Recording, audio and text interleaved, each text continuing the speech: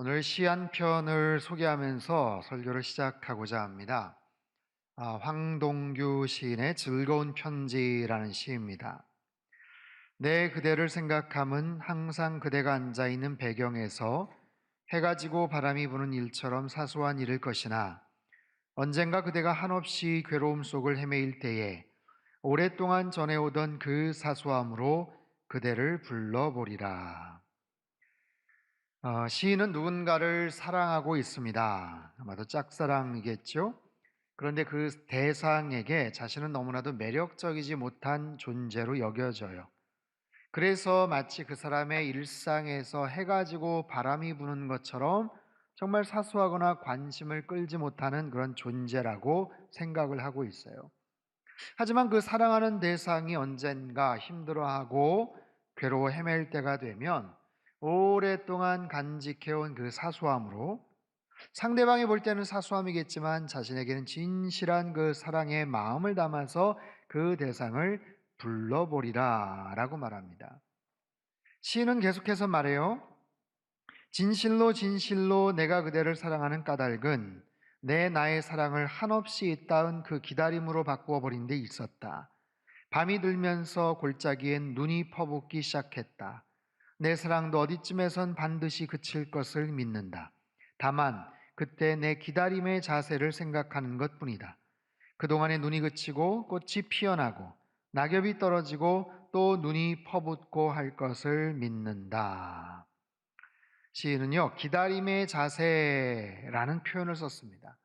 눈이 그치고 꽃이 피고 낙엽이 떨어지고 또 눈이 내리고 그렇게 시간은 흘러가겠지만 그리고 자신의 사랑도 언젠가는 어디에선가는 끝쳐지겠지만 다만 그 대상을 향한 자신의 마음은 한결같으리라. 지순하고도 일관된 모습으로 기다리겠노라 라는 그런 고백입니다.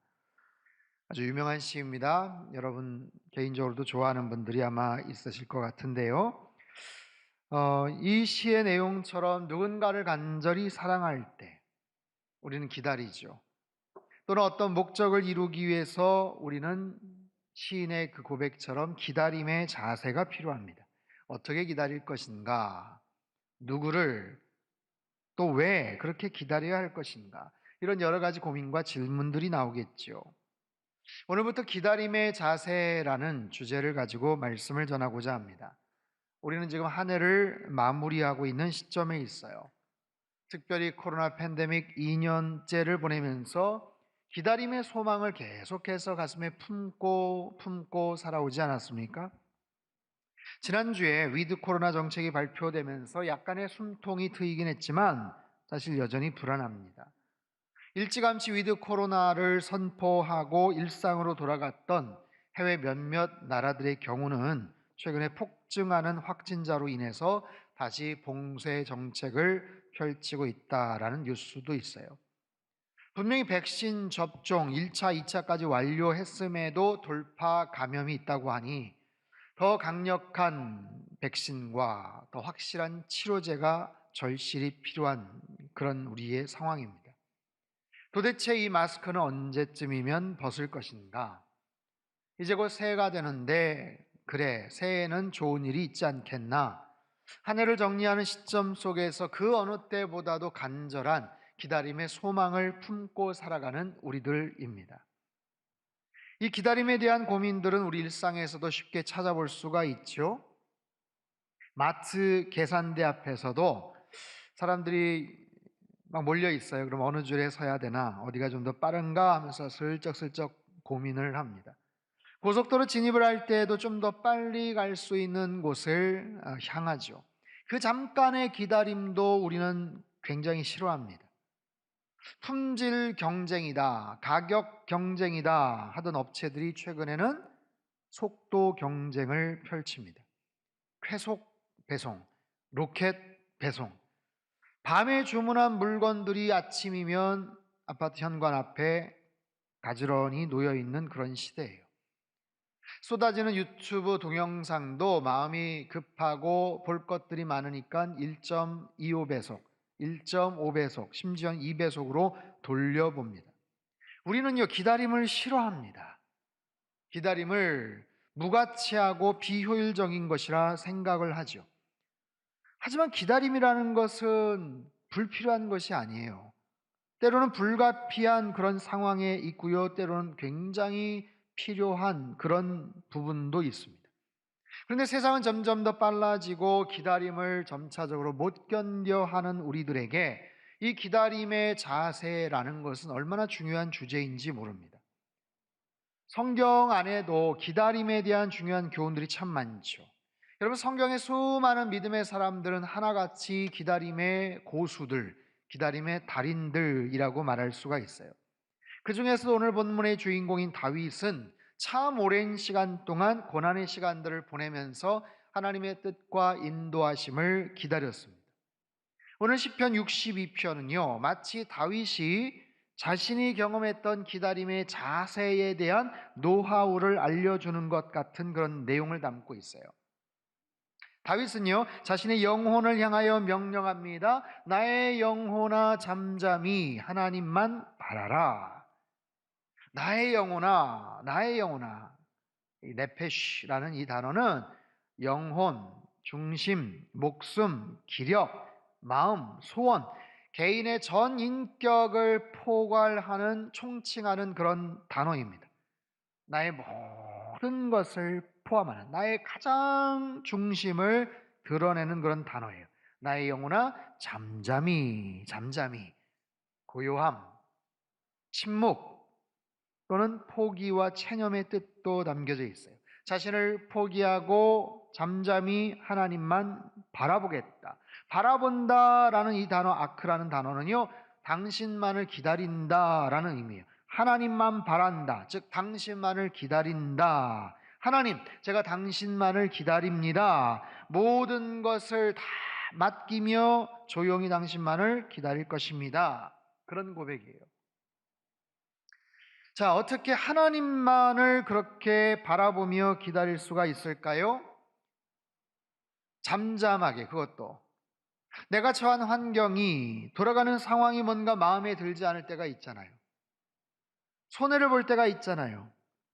재산상의 문제, 건강의 문제가 생길 때가 있잖아요. 심지어는 생명의 위중함의 문제가 생길 때 사람들은 동요합니다. 잠잠히 있기가 어렵죠. 그런데 어떻게 자신의 생각이나 마음이나 중심을, 행동을 잠잠하게 유지할 수가 있을까요? 더구나 본 시의, 이 시의 배경은요, 다윗의 아들 압살롬의 반역으로 인해서 다윗이 지금 왕궁에서 쫓겨난 상태에서 지은 시예요. 왕권을 빼앗겼어요. 얼마나 오랜 시간 동안 기다려서 사울의 그 추격을 피해 도망 다니다가 드디어 왕이 되었는데, 왕위를 누리고 있는데 왕권을 빼앗깁니다. 그것도 사랑하는 아들이 칼끝을 겨누고 자신을 죽이겠다고 쫓아오는 그 상황에서 여러분, 어떻게 잠잠할 수가 있겠습니까? 그럼에도 다윗은 자신의 영혼에게 선포합니다. 나의 영혼아 잠잠할지어다. 명령하는 거예요. 나의 영혼아 잠잠하라. 여러분, 요즘 젊은 사람들 표현으로 자기가 좋아하는 사람을 만날 때 심장아 나대지 마, 뭐 이런 표현을 써요. 심장아 나대지 마. 마치 분리되어 통제가 가능한 대상을 향해 말하듯 나의 영혼아 잠잠하라. 마치 애완견, 반려견이 막 갑자기 흥분을 하고 막 컹컹 짖고 그러며 괜찮아 괜찮아 가만히 있어 괜찮아, 마치 그러는 것처럼 나의 영혼아 잠잠하라, 내 말을 들어라. 그렇게 다윗은 자신의 영혼을 향해 선포합니다. 여러분, 잠잠하다라는 것은 고요하다, 침묵의 의미도 있지만 아까 말씀드린 것처럼 포기하다, 체념하다라는 뜻도 있어요. 엄청난 격정의 순간에 다윗은 지금 잠잠합니다. 여러분, 그 마음이 어떨까요? 평안할까요? 그렇진 않을걸요? 잠잠하기는 해도 그 마음의 상태가, 그 마음의 질이 평안하진 않을 것 같아요. 여러분, 다윗도 인간인데 어떻게 자기 자식이 칼을 겨누고 쫓아오는데 태평할 수가 있어요? 하지만 고요하게 가만히 있다고 해서 평온하다는 게 아니라 사실상 체념의 상태입니다. 포기한 거예요. 하나님 앞에 그래서 모든 것을 맡깁니다. 하나님만을 바라봅니다. 하나님의 도우심과 긍휼하심을 간절하게 기다리는 거예요. 그럴 수 있는 이유가 있어요. 하나님이 나의 소망이시다. 5절 말씀 우리 같이 한번 읽어보죠. 시작. 나의 영혼아 잠잠히 무릇 나의 소망이 그로부터 나오는도다. 사도 바울도 말하죠. 환난은 인내를, 인내는 연단을, 연단은 소망을 이룬다. 환난은 언제나 견디기가 참 쉽지 않지만 하나님께서 주시는 소망의 빛을 본다면 그 환난을, 그 어려움을 견디고 인내할 수 있겠죠. 여러분, 이 부분에서 중요한 것이 다윗의 확신입니다. 상황이 기가 막혀요. 마음이 부글거려요. 분노가 치솟아요. 그럼에도 다윗은 확신합니다. 나의 소망은 하나님께로부터 나온다. 이게 중요한 거예요. 나에게 믿는 구석이 있어 라는 거죠. 내가 믿는 구석이 있어. 내가 바라보는 소망, 그분을 바라보는 이유가 있어. 나의 소망이 하나님으로부터 나오기 때문이야. 여러분, 소망이라는 이 단어는 기본적으로 밧줄을 묶다라는 의미입니다. 밧줄을 묶는 거예요. 막연한 기대가 아닙니다. 하나님에 대한 강력한 신뢰 속에서 자신이 기대하는 바를 견고하게 지금 붙잡고 있는 거예요. 붙잡고 신뢰하고 있는 분명한 그런 것들이 있는 거예요. 그래서 내가 지금 잠잠할 수 있다라는 거죠. 사랑하는 성도 여러분, 다윗은 분명히 고백합니다. 나의 소망은 여전히 하나님께만 있다. 그렇게 마음이 정말 완전히 박살이 나고 전쟁터와 같은 상황에서도 나의 영혼아 잠잠히 하나님만 바라봐라, 기다리라 라고 할 수 있었던 이유는 그 소망의 밧줄이 가장 견고하고 안심할 수 있기 때문에 그런 거죠. 예, 저와 여러분에게도 참된 소망은 하나님께만 있어요. 하나님만이 우리의 참된 소망인 줄 믿으시기를 바랍니다. 그 어떤 상황이 닥쳐도 어떤 변수가 생겨도 그 모든 상황에서도 살아 역사하시는 하나님, 저와 여러분을 사랑하시고 돌봐주시는 하나님만을 소망으로 붙잡고 살아가시를 주님의 이름으로 축원합니다. 다윗은요, 그 소망이 하나님이 어떤 분이신지를 소개해요. 6절과 7절 말씀입니다. 같이 읽죠. 시작. 오직 그만이 나의 반석이시요 나의 구원이시요 나의 요새이시니 흔들리지 아니하리로다. 나의 구원과 영광이 하나님께 있으며 내 힘의 반석과 피난처도 하나님께 있도다. 아멘. 여러분, 다윗이 고백하는 하나님은 누구신가? 다윗이 소망의 밧줄로 튼튼하게 안심하고 있는 하나님은 어떤 분이신가? 여러 가지 표현들이 나오지만 중복되는 표현을 빼면 5가지. 반석, 구원, 요새, 영광, 피난처. 그런데 요새와 피난처도 같은 의미라면 4가지예요. 반석, 요새, 구원, 영광. 하나님이 바로 그런 분이시다라는 거예요. 하나님이 그것뿐이시겠어요? 하나님은 훨씬 더 크고 놀라우신 하나님이시지만 이 본문을 통해서 다윗이 고백하는 것, 하나님은 나의 반석이십니다. 든든한 반석이에요. 여러분, 집안이 흔들린다는 것은 얼마나 두려운 일일까요? 일본이나 LA나 아니면 지진을 부분적으로라도 경험을 하신 분들이라면 이 지진이 땅이 흔들린다는 것은 얼마나 두렵고 공포스러운 일인지를 몰라요. 그러나 반석이신 하나님은 흔들리지 않아요. 사방팔방이 흔들릴 때 견고한 반석 되시는 하나님, 절대로 흔들리지도 허물어지지도 않습니다. 또한 하나님은 요새다. 나의 피난처, 나의 요새가 되신다. 피할 곳을 의미하죠. 견고하게 자신을 보호해 줄 수 있는 곳, 피난처가 되시는 곳. 재난의 상황에서, 어려움의 상황에서, 고통의 순간에도 나를 감싸주시고 피신해 할 수 있는 그런 곳이 된다는 것. 또한 하나님은 구원이 되시고 영광이 되십니다. 하나님의 구원, 하나님은 나의 구원이십니다. 여러분, 우리가 하나님을 의지할 때, 예수 그리스도를 의지할 때 그 분명한 구원의 소망을 여러분 믿으시기를 바랍니다. 예수 그리스도의 십자가의 사건으로 우리에게 놀라운 구원이 임한 줄로 믿습니다. 그 구원은요, 취소되지 않습니다. 그 구원은 결함이 없어요. 완전한 거예요. 영원한 거예요. 확실한 거예요. 그래서 그 구원의 하나님을 우리가 바라볼 때 하나님이 우리에게 영광을 주셔요. 우리를 영화롭게 하십니다. 다윗의 신세가 지금 처량합니다. 딱합니다. 얼마나 부끄럽습니까? 세상의 아들에게 반란을 당하고 쫓겨나서 얼마나 정말 수치스러운 상황이에요. 하지만 하나님은 나의 영광이십니다. 나를 일으켜 주실 겁니다. 나의 수치를 거두어 주실 겁니다. 결국에는 나의 모든 것을 다시 회복시켜 주실 겁니다. 그런 믿음의 고백. 그래서 나는 흔들리지 않아. 흔들리지 않겠다는 거예요. 와, 상황이 그 지경인데 흔들리지 않는다. 나 괜찮아. 아직도 괜찮아. 걱정하지 마세요. 나는 흔들리지 않습니다. 여러분, 우리 모든 신앙생활에 있어서 믿음의 어떤 수치를 측정을 할 수는 없겠지만 우리가 살면서 우리의 믿음이, 우리의 신앙이 흔들릴 때가 있잖아요. 누구나 다 마찬가지예요. 시간이 지나면서 환경이 바뀌면서 흔들립니다. 마음이 흔들려요. 믿음이 흔들리는 거예요. 사람과의 관계가 흔들리는 거예요.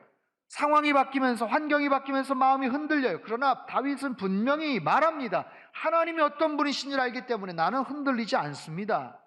흔들리지 않는 분명한 믿음의 고백. 여러분, 이런 믿음의 고백을 마음속에 품고 흔들리지 않는 소망을 가지고 살아가야 되는 거예요. 흔들리지 않는 것. 근데 흔들리는 것보다 더 안 좋은 게 뭔지 아세요? 흔들리는 것보다 더 안 좋은 것. 그 소망의 대상을 잘못 잡는 거예요. 소망의 대상이 엉뚱한 데 있는 거예요. 소망의 대상을 잘못 잡고 더군다나 흔들리지 않는 거예요. 이게 최악이죠. 소망의 대상을 잘못 잡았으면 흔들려야 돼요. 아, 내가 이거 잘못 가는 거 아니야? 내가 삐뚤게 가는 거 아니야? 내가 이거 제대로 가는 거 맞아? 흔들려야 돼요. 오히려 의심을 해야 돼요. 그래서 거기서부터라 다시 되돌아갈 수 있어야 되는데 방향도 잘못 잡고 목적지도 잘못 찍었는데 나는 흔들리지 않아 하고 기어코 간다면 결과는 어떻게 되겠어요? 그게 최악의 상황이죠. 기다림의 자세. 우리는 누구를 기다리는가? 우리는 무엇을 바라보는가? 1969년 노벨 문학상을 받았던 사무엘 베게트라는 작가가 있습니다. 그분이 쓴 아주 유명한 희곡 고도를 기다리며 라는 희곡이 있어요. 블라디미르와 에스트라공이라는 두 주인공이 등장을 해서, 이 연극이니까 도로변에 작은 나무를 가운데 사이에 앉고 이야기를 하는 거예요. 대화를 나눠요. 근데 그 대화의 주제가 고도를 기다린다는 거예요.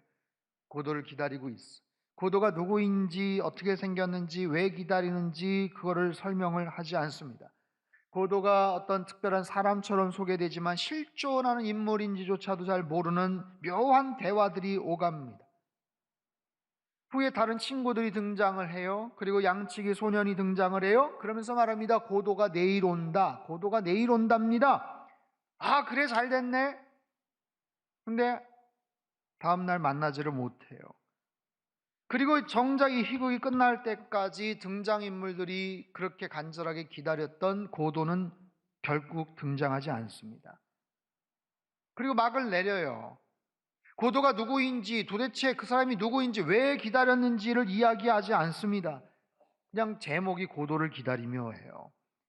수많은 사람들이 묻죠. 도대체 고도가 누구냐? 그들이 왜 기다린 거냐? 이 질문의 저자인 사무엘 베게트가 말합니다. 내가 그걸 알았다라면 작품 속에 썼을 거다. 이게 뭔 황당한 대답입니까? 자기가 써놓고. 여러분, 이 작품은요, 부조리극이라는 새로운 장르의 아주 유명한 시작이 됩니다. 부조리. 인간의 실존에 대한 여러 질문들, 수없이 많은 떠오르는 질문들이 있지만 그 질문에 대한 답을 내릴 수가 없어요. 그리고 나서 질문에 꼬리를 잇다 보면 내가 왜 이 질문을 하는지조차도 잘 모르는 거예요. 그런 부조리함과 인간의 모순된 부분들이 우리 내면 속에 있음을 드러내줬던 새로운 장르를 개척한 거예요. 여러분, 이 시대 많은 사람들은 기다림을 싫어합니다. 불편하고 무의미하고 비효율적이라고 생각을 합니다. 반면에 어떤 사람들은 기다립니다. 그런데 막연하게 기다려요. 마치 고도를 기다리는 것처럼. 내가 누구를 기다리는지도 잘 몰라요, 지금. 왜 기다리는지조차도 몰라요. 근데 그냥 막연하게 기다려요. 여러분, 때로 우리도 비슷하지 않습니까? 아유, 빨리 코로나 끝났으면 좋겠다. 빨리 예전처럼 돌아갔으면 좋겠다. 근데 지금 2년째 오면서 수많은 전문가들이 벌써 얘기를 하거든요. 우리는 과거로 돌아갈 수 없어요. 예전의 시간으로 돌아갈 수 없어요. 지금 새로운 시대가 열리는 거예요. 마치 지구에서 우주로 빠져나갈 때 대기권을 통과해야 되는 것처럼 어쩌면 지금 그런 상황이에요. 이게 빠져나가면 새로운 우주가 펼쳐지는 것처럼 막 새로운 4차 산업혁명 시대가 이제 본격적으로 시작을 할 거예요. 그렇게 얘기하는데도 우리는 막연하게 기다립니다. 마스크를 벗고 예전처럼 돌아간다는 것. 아니, 마스크를 벗는다고 해도 사실 우리의 삶이 더 나아질 거라는 보장도 없어요. 마스크 벗었으면 행복해질 거란 보장도 없어요. 전문가들은 말합니다. 이제 마스크를 벗으면 초격차의 시대가 벌어질 거다. 굉장히 냉정하고 쓰라린 현실을 아마 맞닥뜨리게 될 거다. 그래서 그나마 지금 마스크를 쓰고 있는 이 답답하고 불편한 상황에서나마 그나마 뭔가를 조금이라도 준비하는 것이 현명하다, 이런 이야기를 해요. 기다림의 자세. 여러분, 우리는 무엇을 기다려야 합니까? 그 기다림의 자세는 어떠해야 될까요? 오늘 보면 다윗은 기다림의 아주 훌륭한 자세를 이렇게 이야기를 해요. 8절에서 같이 읽죠. 8절 시작. 백성들아, 시시로 그를 의지하고 마음을 토하라. 하나님은 우리의 피난처시로다. 아멘. 시시로 그를 의지하라. 시시로라는 것은 기회가 될 때마다, 가급적, 자주 그를 의지해라가 아니고, 그게 아니고 항상 그를 의지하라. 언제나 그를 의지하라. 너의 모든 상황 속에서 그분을 의지하라. 표준세 번역은 이렇게 말해요. 하나님만이 우리의 피난처시니 백성아, 언제든지 그만을 의지하고 그에게 너의 속마음을 털어놓으라. 속마음을 털어놓으라. 우리가 기다리는 대상, 분명한 그 대상, 하나님, 그 하나님이 어떤 분이신지에 대한 분명한 확신, 그리고 그 하나님 앞에 내 마음을 토하라, 토해내라, 토해내라. 이거는요, 엎지르다라는 뜻이에요. 컵이 있는데 엎질렀어요. 물이 담겨 있는데 엎질렀어요. 아무리 반사신경이 좋아서 딱 채간다고 해도 이미 대부분의 물은 다 쏟아진 거예요. 마치 그와 같아요. 내 마음을 토해라. 이거는 다 쏟아내라는 거예요. 누구 앞에? 그 하나님 앞에. 하나님의 면전에서 하나님 앞에 내 마음을 다 쏟아내라. 나는 누구에게 내 마음을 쏟아놓는가? 여러분, 누구에게 여러분의 마음을 토해내십니까? 문제 해결을 바라자는 것도 아니에요. 그저 내 마음 좀 알아줬으면 싶을 때가 있죠. 아무런 해결도 없어요. 근데 그냥 들어주기만 해도, 아, 그랬구나, 힘들었겠구나, 어려웠겠구나, 심리학에서 굉장히 중요한 그런 얘기죠. 그냥 들어주기만 해도 위안이 될 때가 있죠. 그런데 하나님 앞에 그 마음을 다 쏟아내라. 그냥 하나님께서 들어주시고 아, 힘들었겠구나가 아니라 하나님은 그 모든 상황을 들여다보시고 우리에게 분명한 문제 해결도 주시는 분 아니세요? 여러분, 기다림의 자세, 가장 중요한 거, 내가 어떤 태도와 어떤 모습으로 기다리느냐, 그리고 누구를 기다리느냐. 내가 기다리는 그분이 도대체 누군가, 내가 그 하나님을 어떻게 찾고 있는가. 엊그제 금요 예배 가운데 이상준 목사님 설교 중에 제가 가슴에 와닿았던 것, 욥기서를 보면서 고난의 시간에 우리가 정말 찾아야 될 것은 이 고난에 대한 해답이 아니라 하나님 그분 자체다라는 것. 이 고난의 이유를 찾는 게 아니라 하나님을 찾아야 된다. 보다 더 근본적인 대상인 하나님을 찾고 하나님을 기다리는 것, 하나님을 만나는 것, 하나님을 소망하는 것, 이것이 우리가 바라봐야 될 기다림의 자세죠. 그리고 그것을 통해서 그분과의 온전한 교제를 갖게 되는 것, 그리고 끝까지 소망을 잃지 않는 것, 바로 그런 거 아니겠어요? 기다림의 자세는 다윗의 고백처럼 하나님께만이 나의 소망이 있습니다. 나의 소망의 튼튼한 밧줄은 바로 하나님으로부터 옵니다. 그분이 나의 반석이시요 요새시요 구원이시요 영광이 되십니다. 그리고 결국에는 그 소망이 성취되는 것, 나의 이 기다림이 틀리지 않았음을 확인하는 승리의 결과가 주어진다라는 거예요. 사랑하는 성도 여러분, 우리 참 소망 되시는 예수 그리스도만을 바라보며 사시기를 축원합니다. 여러분, 그분을 기다리십시오. 그리고 모든 마음을 그분께 아뢰십시오. 의지하고 토해내십시오. 여러분의 마음을 그분에게 토해내는 거예요. 내 마음을 힘들 때마다 그분 앞에 다 아뢰는 거예요. 속상한 일이 있을 때마다 아뢰는 거예요. 내가 포기하고 싶을 때마다, 절망할 때마다 아뢰는 거예요. 그분 앞에 마음을 토해내는 거예요. 사람들 찾아다니고 아는 지인들 여기저기 연락하는 게 아니라 내 마음을 그분 앞에 다 토해내는 거예요. 때로는 무력감과 패배감을 느낄 때마다 나의 속마음을 그분 앞에 다 토해내는 거예요. 이게 올바른 기다림의 자세입니다. 그럴 때 하나님께서 우리를 만나주시고 우리를 승리케 하실 줄 믿습니다. 흔들릴 수밖에 없는 모든 상황에서도 그분이 나의 반석과 요새가 되어 주실 줄로 믿습니다. 그리고 우리의 구원이 되시고 우리를 영화롭게 만드시는 그 하나님이 되실 줄 믿습니다. 언제나 그 하나님만을 바라보시고 크신 은총과 축복을 경험하는 저와 여러분의 삶이 되시기를 주님의 이름으로 축원합니다.